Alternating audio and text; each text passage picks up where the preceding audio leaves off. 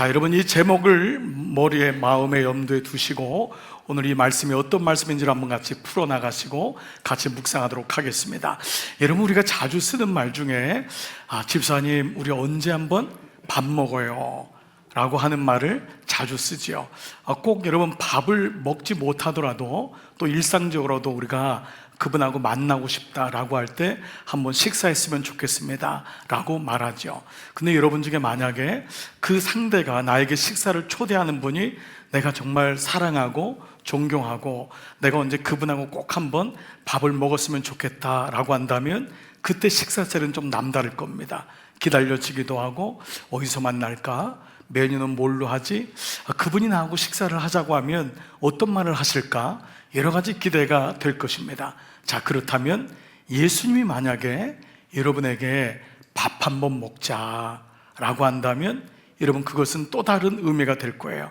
정말 그 시간이 기다려지고 정말 여러분 저녁은 뭘로 먹고 주님이 나에게 뭐라고 말씀하실까라고 하는 것도 여러분 기억이 될 것입니다.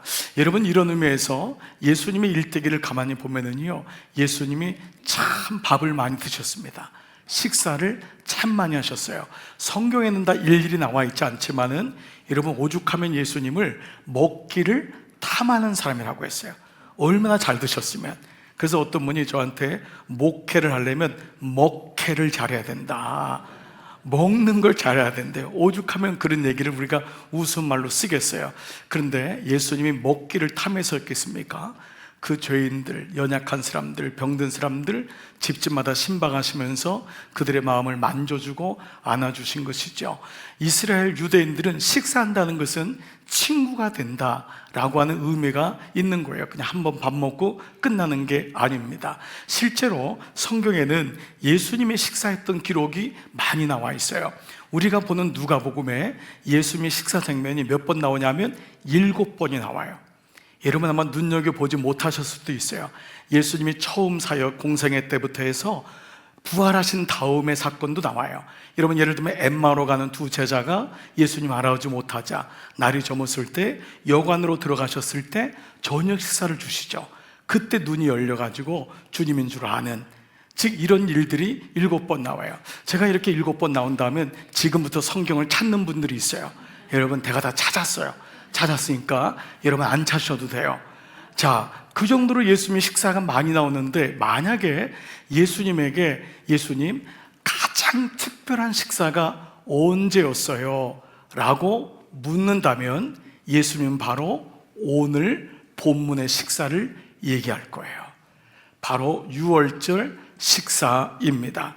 자, 그래서 이 유월절은 우리가 예수님이 지난 주일날 우리가 그 종려나무를 흔들면서 주님을 맞이하는 예루살렘에 입성하시죠. 그리고 한 주간이 지나는 거예요. 그리고 금요일날 십자가에 달리시거든요. 근데 그 금요일이 바로 절기로 유월절이에요. 그래서 주님이 유월절의 어린 양이라고 하는 용어가 유월절에 돌아가셨기 때문에 그래요. 그러면 예수님이 유월절 식사한 건 언제지요? 금요일 바로 전날 밤인 목요일 밤이에요.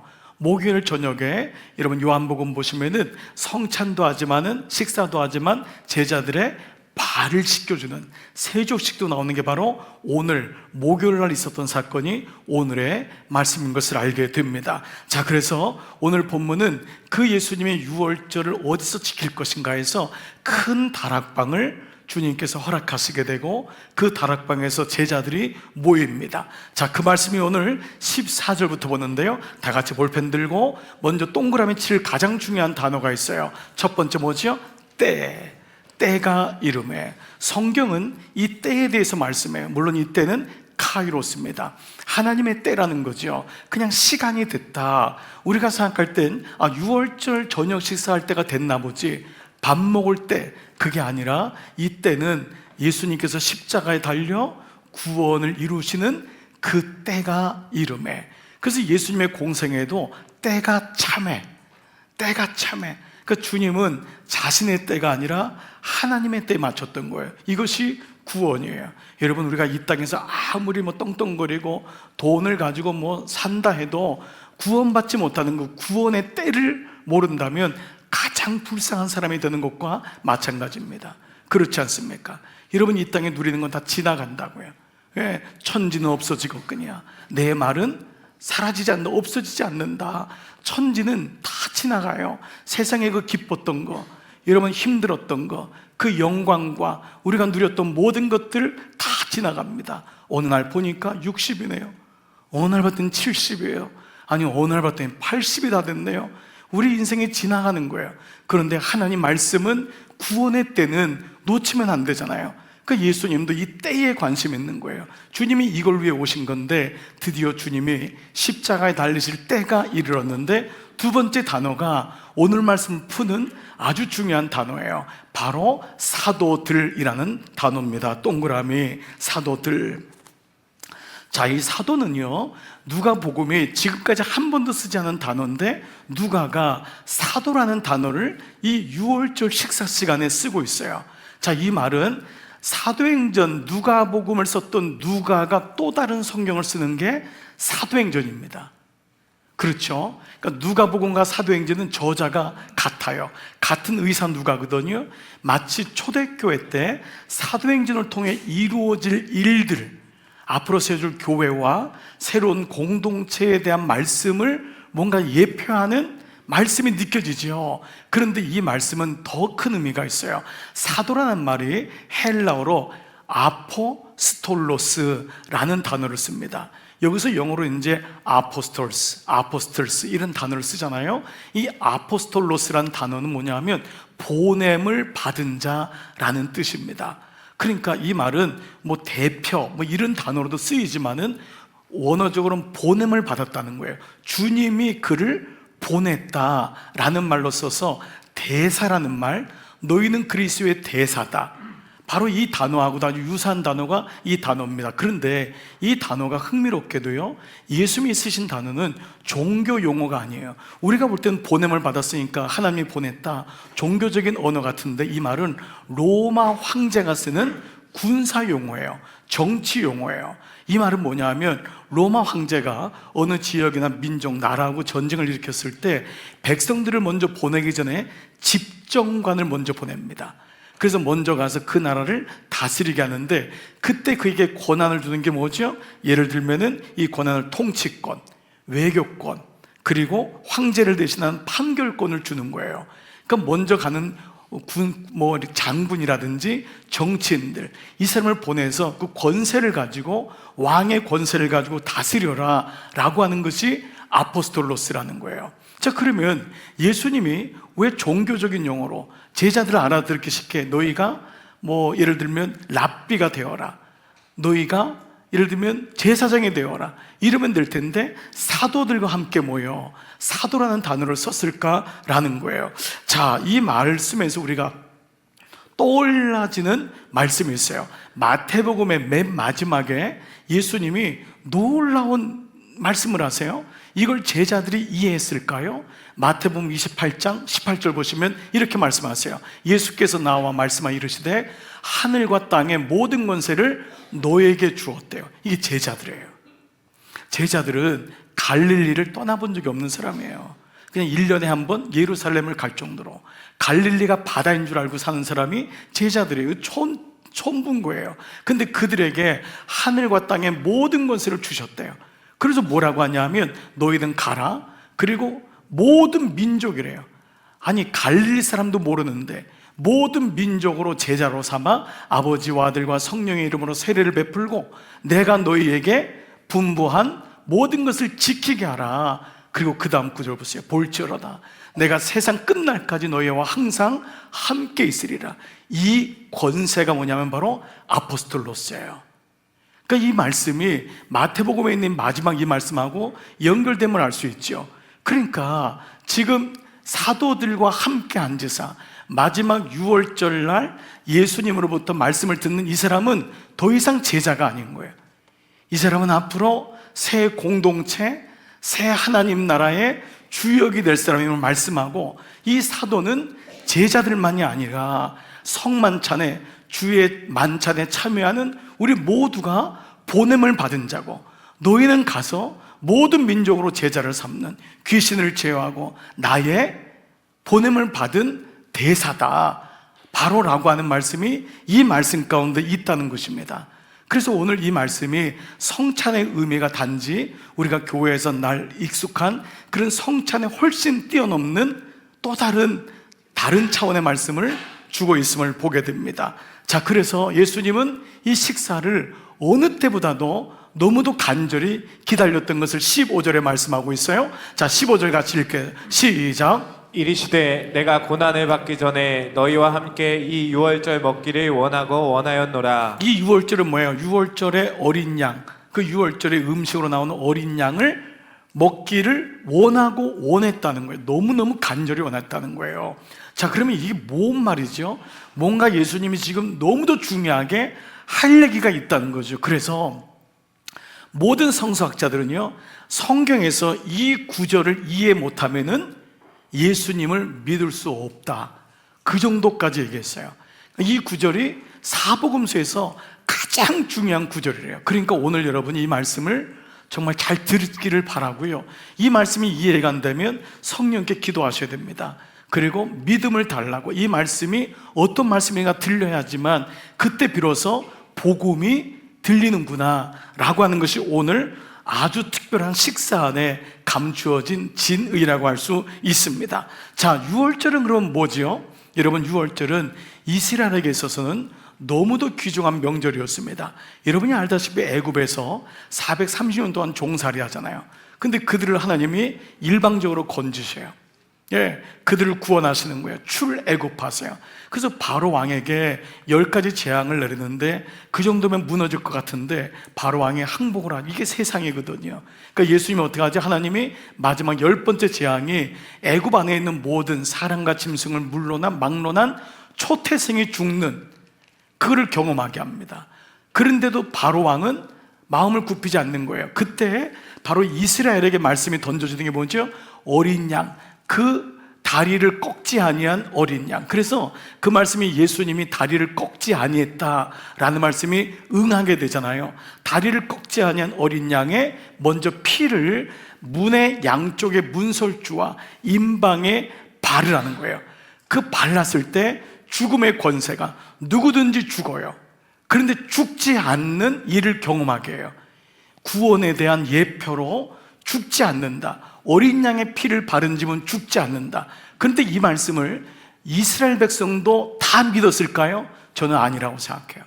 그 중에는 분명히 안 믿은 사람도 있을 거예요. 웃기고 있네, 무슨 뭐 그런 개 피를 발라? 돼지 피를 바르면 뭐 살고, 어린 양 피를, 분명히 이런 사람이 있을 거예요. 그리고 어떤 사람은 이방인 중에도 옆집에서 어린 양의 피를 바르는 것을 보고 자기도 바른 사람이 있을 거예요. 어느 민족이든 상관없이 어린 양의 피를 바른 집은 죽음의 사자가 뛰어넘었다 해서 유월이 넘을 유, 건널 월이에요. 넘고 건넌다. 이 단어가 히브리 말로 뭐냐 하면 페사드, 페하드, 이런 단어예요. 그러니까 페사흐, 이 말인데 이 여기서 나온 영어가 패스란 말이에요. 페사흐, 패스 오버했다는 거예요. 지나갔는데 오버했다. 패스 오버. 유월의 사건이 일어난 거예요. 그러니까 그들이 뭐죠? 구원을 받았다는 거예요. 이 기절이 뭐냐면 구원받은 날이 유월절인 거예요. 한참 전의 일이지만 이스라엘 백성은 이것을 상징적으로 받아들인 거예요. 그러니까 사실 이 말씀은 굉장히 구속사적인 말씀이지만 이스라엘은 독립기념일처럼 이 날을 지켰던 거예요.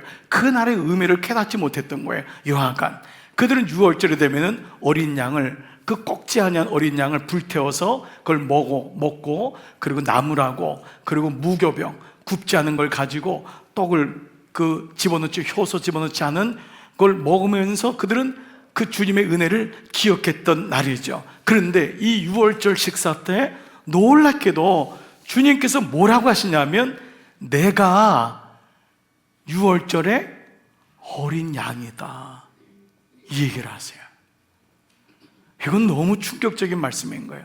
이미 제자들에게 예수님은 내가 고난받아 십자가에 달릴 거다 라고 얘기했지만 제자들은 이 얘기가 안 들려요.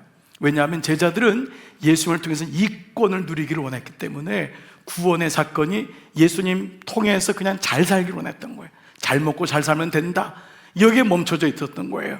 그러니까 예수님이 십자가 고난 예고를 3번이나 했지만 아무도 듣지 않아요. 그런데 지금 뭐라 그러냐면 주님이 내가 6월절에 어린 양이다라는 거예요. 이 말은 뭐죠? 주님이 죽는다라는 거예요. 그 말씀을 하고 있는 거예요. 그래서 이 때를 기다렸고 이 식사 때에 주님은 이 구원의 사건을 풀어주세요. 이게 식사 자리인 거예요. 그 식사 때 입체적으로 말씀을 보시면서 이 떡을 주시면서 이 떡이 내 몸이라고 하세요. 그리고 이 잔을 주시면서 이건 내 피다라고 말씀하세요. 그래서 이 말씀을 초대교회 때도 알지 못했던 사람은 그리스도인들이 사람을 잡아먹는구나 라고까지 실제로 오해했었습니다. 자, 그래서 오늘 말씀에서 예수님은 뭐라고 하냐면 이 6월절이 이 땅에서의 마지막 식사다라고 얘기합니다. 자, 한번 볼까요? 16절, 내가 너에게 이르노니 이 6월절이 하나님 나라에서 이루기까지, 주님 나라에서 완전한 구원 이르기까지, 내가 주님 앞에 갈 때까지 다시는 먹지 않을 거다. 그러니까 주님께서 이 떡을, 이 6월절 식사가 마지막이라는 말씀을 하세요. 즉 6월절에 절기가 완성된다는 거잖아요. 그 다음에 뭐라고 말씀하시죠? 이에 잔을 받으사 감사기도 하시고 뭐라고 이르시되 이것을 갖다가 너희끼리 나누라. 그러면서 뭐라고 하죠? 자, 내가 너에게 이르노니 내가 이제부터 하나님 나라가 임할 때까지 포도나무에서 난 것을 다시 마시지 아니하리라. 자, 겉으로 보면은 예수님이 절주를 선언하셨나? 그래서 어떤 분은 실제로 정말요, 이 말씀을 가지고 봐봐, 예수님도 술을 끊으셨잖아, 이렇게 말한 분이 있었어요. 정말 문자적으로 이걸 딱 봐가지고 예수님이 포도나무에서 난 걸 안 먹기로 했잖아, 여보 당신도 술 끊어야 돼 라고 말씀을 하실 정도로, 여러분 그런 말씀이 아님을 우리는 알게 되죠. 즉 예수님이 주님의 나라가 임할 때까지, 완벽한 주님이 오실 때까지, 재림하실 때까지 이제는 이 6월절이 마지막 식사다. 너희도 잔을 마실 필요가 없다라고 말씀하세요. 자, 이 말씀은 구속사적으로 그동안 백성들의 죄를 제사로 해결하기 위해서 얼마나 많은 양과 염소들이 죽어야만 했잖아요. 그러니까 사실 주님이 그것은 구원으로 인도하는 율법에서의 올드 테스트먼트, 구약에서 보여주신 구원의 길이었지만, 여러분 보세요. 제사장도 불완전한 거예요. 이 집례하는, 그리고 이 양과 염소도 언제까지 죽이겠어요? 그리고 유대인을 향한 구원은 유대인만을 위한 구원이 아니라 그들을 통해서 하나님이 제사의 길을 보여주었지만은 장차 유대인을 통과해서 모든 나라와 백성들이 구원을 받는 것이 하나님의 은혜인데, 이것을 이스라엘 백성들은 깨닫지 못했었던 거예요. 여러분, 이미 주중에 말씀 묵상 가운데 바리새인들은 영과 부활을 인정하지만 사두개인들은 영도 없고 부활도 없다고 했는데, 사두개파들이 제사장을 했어요. 그러니까 여러분, 제가 부활도 안 믿고 영도 믿지 않는 사람이 지금 예배를 집례하는 것하고 똑같은 거예요. 얼마나 오해되고 변질된 거예요. 하나님이 주신 율법이었지만 그 구원의 길이 이제는 리미트가 된 거예요. 제한된 거예요. 여기까지구나. 그리고 때가 되면 예수님이 당신이 어린 양 되셔서 이제 완전한 단번에 드리는 양이 아닌, 염소가 아닌 그분이 친히 제물 되심으로 이 구원을 이루셨다라고 하는 말씀을 주시는 거예요. 그래서 예수님이 맨 마지막에 십자가에서 마지막 가상치론의 맨 마지막이 뭐죠? 다 이루었다. 테텔레스타이, 그를 통해서 모든 속전을 치루었다. finished, 다 끝났다라는 말씀을 오늘 6월절 식사를 통해서 얘기하고 있는 거예요. 물론 이 말씀을 제자들은 이때도 알지 못합니다. 알지 못해요. 그러나 알지 못한다고 해서 말씀이 선언되지 않는 건 아니에요. 어느 날 성령께서 제자들의 마음을 움직일 때 제자들은 비로소 이 말씀이 어떤 말씀인지를 알았던 거죠. 이것을 히브리서에서 뭐라고 말씀합니까? 자, 히브리서 9장 12절, 염소와 송아지의 피로 하지 아니하고. 지금까지는 그렇게 했단 말이에요. 오직 한 가지 방법밖에 없어요. 당신의 피로 영원한 속죄를 이루사. 6월절은 매년 한 번씩 해야 되는 거예요. 그러나 주님이 당신이 친히 죽으심으로, 모든 구원의 권세를 가진 당신이 친히 한 번에 죽으심으로 단번에 성소에 들어가셨다는 거예요.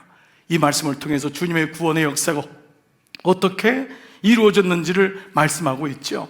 당시에 실제로 이런 말을 했던 사람이 있었어요.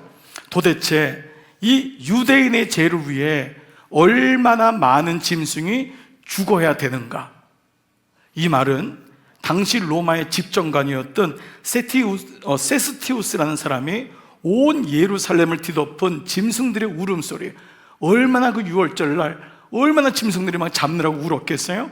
그리고 짐승을 태우면서 연기로 앞을 보지 못할 정도로 예루살렘은 뒤덮여 있을 때 대제사장에게 얼마나 많은 짐승들이 유대인을 위해 죽어야 하는가 했을 때 그 해에 죽은 사람이, 이 죽은 짐승이 26만 5천 마리라고 기록했던 것이 역사학사 조세푸스를 통해서 기록하고 있어요. 즉 이 말씀은 유대인의 구원의 상징인 유월절이 이제는 저와 여러분까지 모든 인류가 구원을 받는 예수 그리스도의 구원으로, 그래서 그 자리가 바로 성찬의 자리임을 주님이 유월절 그 식사 자리에서 이것을 말씀하셨기 때문에 그것이 거룩한 식사다 해서 성찬, 주님께서 베푸신 거룩한 식사다, 아주 특별한 식사다 해서 주님의 성찬, 이것을 우리가 성찬식이라고 하는 것입니다. 그래서 우리가 예수님이 보여주신 성례가 두 가지인데, 한 가지는 세례요, 한 가지는 성찬입니다. 세례는 처음 예수를 믿는 사람이 교회의 문을 열고 주님께 문을 열고 들어오는 처음 문이라면, 성례는 그 예수님을 주로 고백하는 그 사람이 삶의 현장에서 날마다 식탁에서 누려야 될 것이 바로 이 주님의 성찬임을 말씀하고 있다는 것입니다. 그런데 예수님께서 그렇게 원하고 원하셨던 이 자리를 통해 주님께서 이 성찬을 제정하세요. 제정이란 단어는 법으로 정한다, 주님이 정하신 거예요. 주님이 정하셔서 이것을 주님이 오실 때까지 잊으면 안 된다, 이것을 하라고 명하신 거예요. 그래서 우리가 주님의 교회가 성찬을 하는 것입니다. 종교개혁을 하면서 종교개혁자들이 끝까지 붙잡았던 게 세 가지예요. 한 가지는 세례, 두 번째는 성찬, 세 번째 주의 말씀이었던 거예요. 혹 어떤 사람은 성찬을 가톨릭, 구교에 사는 것으로 오해하는 분이 있는데 그렇지 않습니다. 성찬은 초대교회 이후로 너무도 중요한 주님이 초청하시는 구원의 역사를 깨닫게 되는 주님의 식탁인 것입니다. 자, 어떻게 성찬을 제정하셨냐? 19절, 또 떡을 가져 감사기도 하시고, 떡을 가지고 감사기도 하시고 떼었어요, 쪼개셨어요. 그들에게 주심에 이르시되, 이것은 누가복음에만 나와 있는데 동그라미 너희를 위하여 주는, 마태와 마가에는 이것은 내 몸이라고 했는데 누가는 의사예요. 특별히 누가는 구원의 이 과정을 너무도 상세히 기록하고 있는데, 너희를 위하여 주는 내 몸이다, 대속적인 의미를 가지고 있어요. 나를 위한 몸이구나, 이 성찬은 나를 위한 시간이구나, 누군가를 위한 시간이기 전에 내 죄를 위하여 주는 나의 몸이다. 주님이 십자가에 달려 죽으신 것은 나의 죄 때문입니다. 저는 이 말씀을 묵상할 때마다 주일학교 때 예수님이 누구를 위해 죽었죠? 제가 그냥 빛의 속도로 손을 들고 우리요 그랬더니 땡 그러더라고요. 그러더니 옆에 있는 그 여자애가 나요, 너무 얄미워 죽겠어, 나요 그러니까 딩동땡 하면서 그에게 그 볼펜을, 연필을 준 거예요. 그게 저에겐 상처가 되었지만 오랫동안 기억이 남아요. 주님이 우리를 위해 죽으셨단 말이 맞지요. 그렇지만 나를 위해 흘리는, 나를 위해 주신 몸이다. 누가는 이 구원이 나의 구원이 안 되면, 어머니의 구원이 되면 안 돼요. 우리 집의 구원이 아니라 나의 구원을 위해서, 나를 위해 주시는 내 몸이다라고 말씀하세요. 자, 근데 또 다른 단어 묵상할 것은 너희가 이를 행하여 나를 동그라미 기념하라. 우리는 기념하라 하면 결혼기념일, 생일, 추도일, 그 달력에다가 빨간 글 써서 잊어버리지 말아야지라고 생각합니다. 그러나 이 기념하라라고 번역된 이 원어는 다 기억하라예요. 기억하라. 근데 기억하는 게 그냥 remember 이것이 아니라 이것은 히브리 말에 자카르라는 단어가 있어요. 새기다. 우리 마음에 깊게 철필로 새기라는 거예요. 절대 잊으면 안 된다. 이것이 기념하라예요. 그냥 기념하라는 결혼기념일 챙기는 그 정도가 아닙니다. 절대 잊으면 안 돼. 이것이 기억입니다. 언제까지요? 주님이 다시 오시는 그때까지. 이 마음을 잊으면 안 된다는 거예요. 이것은 단지 성찬식을 하라고 하는 의미에 더 높게 성찬의 의미를, 그 구원의 의미를 가슴에 새겨야 된다는 거예요. 자, 이런 의미로 본다면 복음은 하나님의 본체이신 예수님이 이 땅에 오셔서 나를 위해 죽으셨다. 이것이 복음이라면, 믿음은 그 사실을 기억하는 것, 그 사실을 새기는 것이 믿음이라고 하는 거예요. 그러니까 믿음은 십자가가 없으면 이것은 믿음이 아니에요. 그건 신앙심이 깊은 어떤 그런 차원이 아니라는 거예요. 말씀드렸잖아요. 우리는 지나가다가 돌 하나 쌓을 수 있는 사람이 우리 민족적인 어떤 그런 종교심이 많다고요. 그거를 믿음이라고 안 해요. 그냥 그것은 종교심이 크다라고 얘기하는 거예요. 성경에서의 믿음은 십자가의 사건을 잊지 않는 것, 십자가 그 사건을 새기는 것, 이것이 바로 믿음이구나라는 것을 말씀하고 있어요. 자, 또 하나 눈여겨봐야 될 단어가 있어요. 바로 이거예요. 내 피로 세우는 새 언약. 주님이 피값으로 주신 교회라고 하잖아요. 근데 여기 동그라미 쳐야 될 단어가 새라는 단어예요. 여기 새롭다라고 하는 단어는 이 헬라어 말로 카이네라고 하는 말인데 전혀 새로운 종류의 이 뜻입니다. 그러니까 새 것이 되었나가 그냥 예전보다 조금 개선된 게 아니에요. 좀 보완된 게 아니라 완전히 새로운 종류의 언약이라는 거예요. 이 언약이 예수님이 십자가에 달리신 나를 위해 죽으시고 당신의 몸과 피를 흘리신 것은 완전한 새 언약이다. 이 말씀이 뭐냐? 여러분, 우리는 사실 구약은 뭐죠? Old Testament, 옛 언약인 거예요. 그러니까 언약의 그림자가 구약 39권에 있는 거예요. 그러니까 구약은 우리 계속 말씀하는 스토리가 아니에요.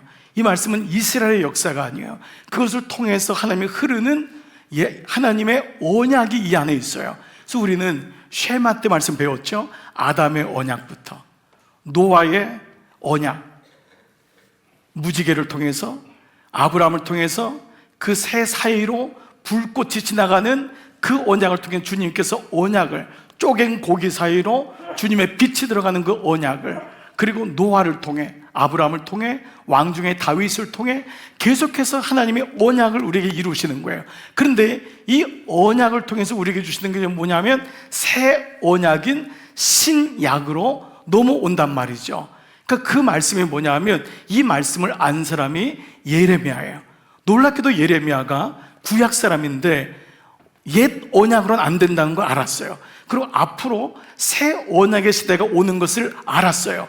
그래서 예레미야 31장에서 이렇게 말씀해요. 자, 33절 한번 읽어볼까요? 31절 여호와의 말씀이니라. 보라, 날이 이르리니 내가 이스라엘의 집과 유다 집에 다 같이요 새 언약을 맺으리라. 새 언약이란 단어가 나와요. 근데 이 새 언약이 뭔지 한번 볼게요. 이 언약은 내가 그들의 조상들의 손을 잡고 애굽 땅에서 인도하여 내던 날에 맺은 것, 이거 뭐죠? 유월절 언약이잖아요. 이거하고는 같지 않대요. 이게 아니에요. 이거는 그림자라는 거예요. 이거랑 완전 다르다는 거예요. 뭐라 그러죠? 내가 그 다음에 같지 아니하리니 뭐라 그랬어요? 그 다음에요. 내가 그들의 남편이 되었어도 그들이 내 언약을 깨뜨렸다. 아무리 그 길을 가르쳐줘도 그들이 언약을 깨뜨렸다는 거예요. 자, 그러면서 뭐라고 하죠? 그러나 그날 후에 그때가 오면은 내가 이스라엘 집과 맺을 언약은 이러하니 곧 내가 나의 법을 그들의 속에 두는데 그들의 마음속에 둔다는 거예요. 그들의 마음에 기록하며 십계명이 아니라 너희의 마음에 새기는 거예요. 이게 기억하라는 거예요. 이 유월절 식사를 이 내 피로 세운 새 언약을 이것을 기억하라. 돌필로 세운 것이 아니라 마음의 신비에 세운 것을 기억하는데, 나는 그들의 하나님이 되고, 구약에는 주님이 율법의 길을 보여주신 거예요. 그리고 율법을 행하면 구원을 받는 기본적인 길을 보여주셨지만 이걸로는 아니다. 그래서 뭐죠? 나는 그들의 하나님이 되고, 주님이 친히 구원의 길을 위하여서 오신 것을 말씀하고 있는 거예요. 그들은 내 백성이 될 것이다. 이게 바로 예레미야 31장에 나오는 새 언약에 대한 말씀을 하고 있는 것입니다. 즉 새 언약은 그동안에 불완전하고 불완전한 제사장들, 불완전한 짐승의 이 제물로 드렸던 이 유대인만을 향한 제사가 모든 인류를 향한 바로 예수 그리스도로 인한 속죄를 보여주는 사건임을 말씀하고 있는 것이죠. 이것이 바로 성찬에서 예수님이 식사하면서 말씀하신 마지막 최후의 만찬이라고 명명하는 이 사건입니다. 자, 한번 적용해 볼게요. 오늘 이것이 새 언약이라면, 이 새 언약이 오늘 우리에게 임했다면, 새 언약은 예수 그리스도잖아요. 그분이 오심으로, 십자가의 죽으심으로 새 언약이 완성된 건데, 이 새 언약이 나의 것이 되었다면 나는 어떻게 살아야 되는가? 이게 우리에게 적용되는 거잖아요. 여러분, 이것은 단순합니다. 그것은 바로 예수님 말씀대로 오셨고, 말씀대로 응했고, 말씀대로 이루어졌기 때문에 이 말씀은 말씀대로 믿고, 말씀대로 살고, 말씀대로 누리는 것, 이것이 새 언약의 백성이 가져야 될 마음이에요. 여러분, 이것은 대단히 중요한 메시지예요. 여러분, 우리가 가지고 있는 모든 기준은 말씀인 거예요.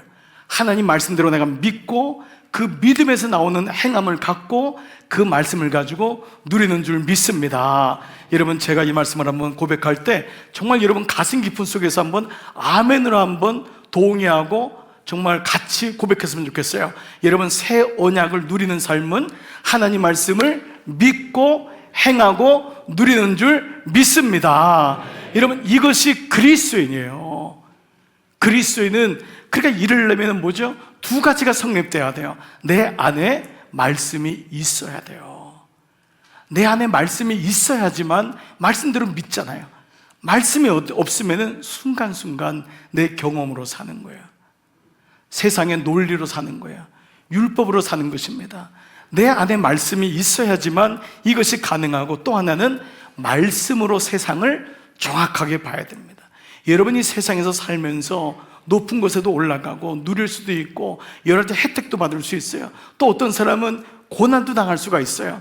그러나 어떤 순간에도 말씀으로 세상을 보는 눈이 있어야지만 말씀대로 믿고 말씀대로 살고 말씀대로 누리는 이 놀라운 축복을 경험하게 되는 것이죠. 여러분, 이것이 식탁으로 초청하시는 예수님의 말씀인 거예요. 저는 이 예수님이 밥 먹으러 초청하시는 이 말씀이 정말 은혜가 될 수밖에 없어요. 이 말씀은 어떤 성례적인 의식으로만 생각하시면 안 됩니다. 여러분, 여기는 예수님의 따뜻한 마음이 있어요. 그래서 예수님이 십자가에 달려 돌아가신 다음에 제자들이 다 도망가잖아요. 갈릴리로 다 가서 또 고기 잡잖아요. 예수님 같은, 여러분 같으면, 나 같으면 어떻게 하겠습니까? 열받아가지고 그렇게 내가 얘기했는데도 또 도망가가지고 고기 잡고. 근데 예수님은 어떻게 하죠? 아침에 숯불로 고기를 굽고 조반을 준비하시고 그 식사체로 초청하시는 거예요. 그러니까 날마다 예수님이 식사체로 초청하세요. 그냥 우리 같으면 그냥 한 대 쥐어받고 그냥 조인트 까고 그냥 네가 어떻게 이럴 수가 있냐는데, 예수님은 이러세요. 그러니까 밥 먹으러 초청하시는 거예요. 이게 우리의 성찬이 우리의 삶의 식탁으로 옮겨지는 모습인 것을 보게 돼요. 여러분에게 책 한 권을 소개할게요. 영국의 성사학자이고 정말 복음주의자인 톰 라이트가 쓴 성찬이란 무엇인가? 라는 책이 있어요. 너무 잘 썼어요. 이 책에서 제가 다 여러 가지 얘기하고 싶지만 딱 두 가지 구절만 좀 오늘의 말씀을 좀 인용해 볼게요. 예수님과의 식사는 늘 기대하게 한다. 무엇보다 성찬의 음식은 성령의 신비한 역사를 통해 우리가 마주할 세상에서 우리를 살게 하게, 밥심으로 살게 하는 거잖아요. 그 식사는 그 음식을 진정으로 고대하게 만든다. 그런데 그 음식의 이름은 바로 예수님이다. 정확하게 말씀한 거 아니에요. 나를 먹으라는 거예요. 나를 먹지 않으면 너희는 세상에서 다른 음식을 또 구하게 될 거라는 거예요. 우리 먹어봤잖아요. 마셔봤잖아요. 그렇게도 채워지지 않는 거예요. 우리의 정욕이 얼마나 끈질긴지 그렇게 끈질긴 거예요. 예수님 나를 먹으라는 거예요.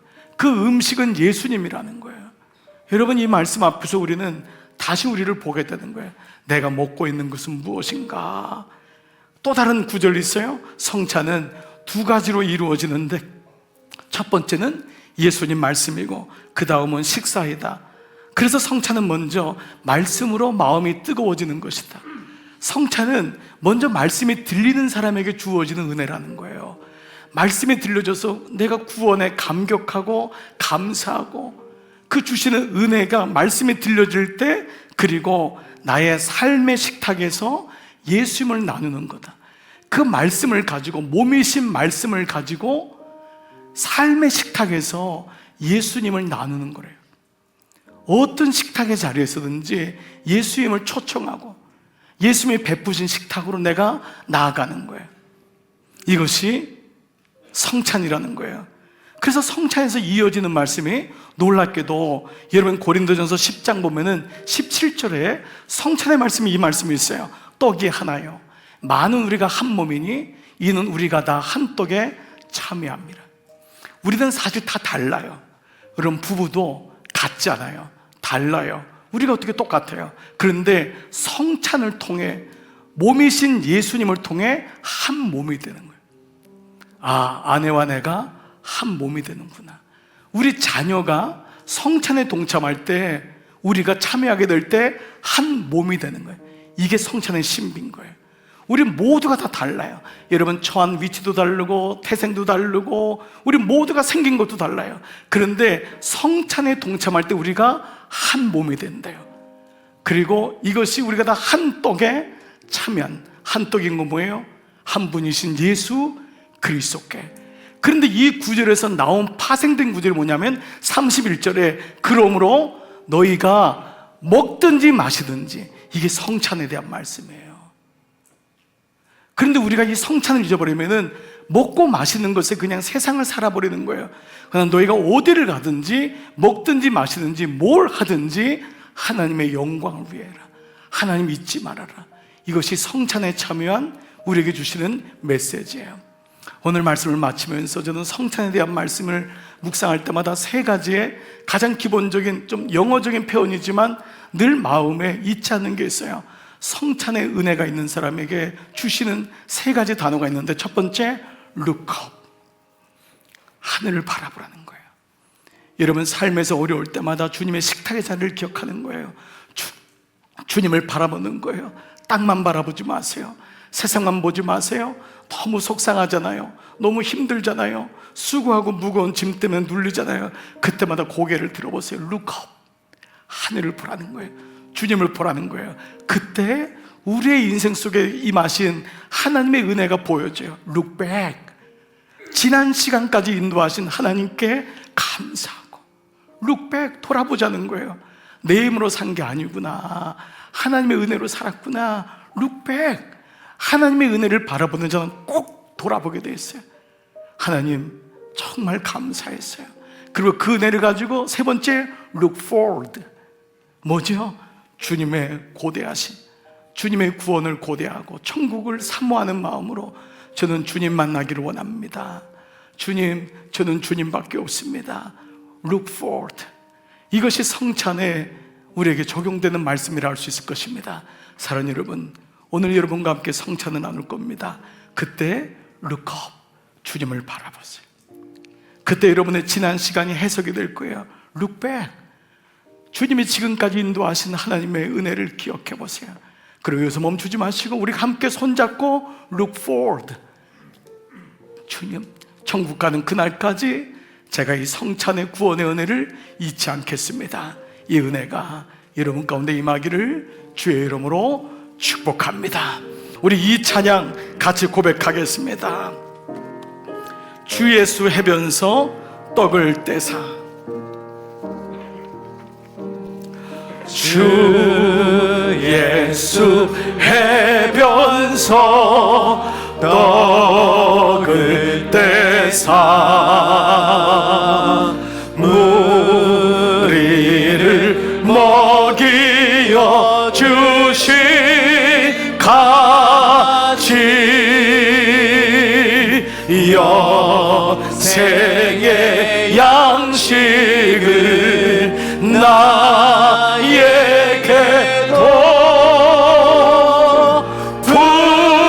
풍족히 나누어 주옵소. 생명의 말씀이 생명의 말씀 나의 주여 나의 주 목말라 주님을 목말라 주님을 찾나이다.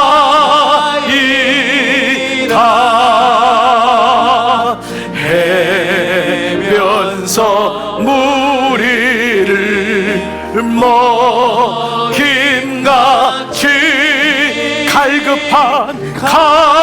갈급한 내 심령 채우소. 내 주여 진리에 내 주여 진리에 말씀으로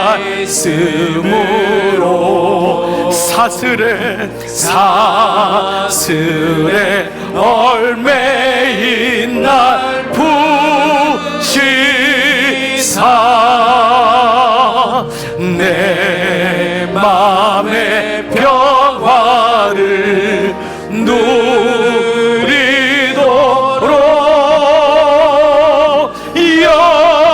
영원한 생명을 주옵소.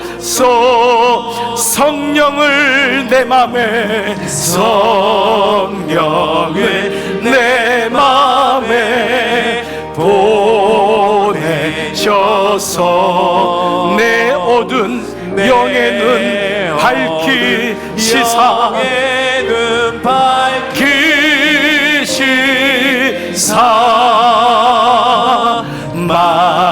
말씀에 감추인 참 진리를 깨달아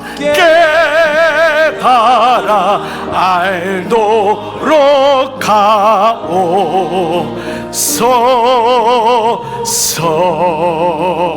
사랑하는 여러분, 여러분에게 한 가지 기도 제목 드리겠습니다. 오늘의 성찬을 여러분의 삶으로 가져가시기 바랍니다. 날마다 주님의 거룩한 삶을 따라가십시오. 여러분의 식탁이 주님의 성찬의 자리가 되십시오. 그곳에 주님의 구원의 역사가 있음을 날마다 감사하고 고백해 보십시오. 오늘 말씀 들은 말씀 가지고 이 제목 가지고 함께 합심으로 기도하겠습니다. 살아계신 아버지, 오늘 말씀으로 반응합니다. 아버지, 내게 주신 은혜가 커 주님이 나에게 성찬으로 초청하십니다. 아들아 딸아 이리 와서 먹으라. 주님, 그런데 이 성찬은 아주 너무도 특별한 식사입니다. 예수님이 우리의 구원의 그 놀라운 구주가 되셔서 유월절 어린 양이 되시어 그가 죽으심으로 우리에게 구원이 임한 사건을 우리에게 말씀하고 있습니다. 이제는 율법으로도 사람으로도 제사로도 아니하고 오직 그분의 십자가 사건으로 내가 구원받았음을 고백하는 놀라운 이 은혜가 성령으로 우리 안에 믿어지고 성령으로 인해 나는 새 언약의 백성임을 고백하오니 주님, 이 식탁이 오늘 교회에서 여기서 멈추지 말게 하시고 나의 삶의 모든 식탁으로 주님의 성찬이 임하게 하셔서 그곳에서도 가족과 함께 떡을 떼고 말씀의 떡을 떼고 말씀의 잔을 채우며 주님, 그곳에서도 성찬이 이루어지기를 원합니다. 우리의 기업이 성찬의 자리 되게 하시고 우리의 일터가 성찬의 자리 되게 하시고 우리의 만남 속에 주님의 거룩한 떡과 잔을 나누는 믿음의 자리가 되게 하시고 하나님, 우리의 삶이 주님의 놀라운 자리로 임하는 이 은혜를 경험하게 하여 주시옵소서. 종들을 파송합니다. 종들을 세상에 보냅니다. 두려워하지 말라. 내가 너와 함께하매니 내가 너를 도울 것이니라. 주님의 새 언약이 되어 우리와 함께 하십니다. 주님의 은혜로 충만케 하여 주시옵소서. 사랑하는 여러분, 평안히 돌아가십시오. 복음의 말씀을 들었으니 참 그리스도인답게 사십시오. 주님께서 여러분을 새로운 순례길로 초대하십니다. 날마다 새로운 길을 걸어가십시오. 그릇되고 거짓된 길에서 벗어나 주님께서 기뻐하시는 바르고 선한 길을 걸어가십시오. 주님께서 여러분과 함께 하실 것입니다. 이제는 성부와 성자와 성령의 은총이 머릿속의 모든 종들을 위해 이제로부터 영원토록 함께 하시기를 간절히 축원하옵나이다. 아멘.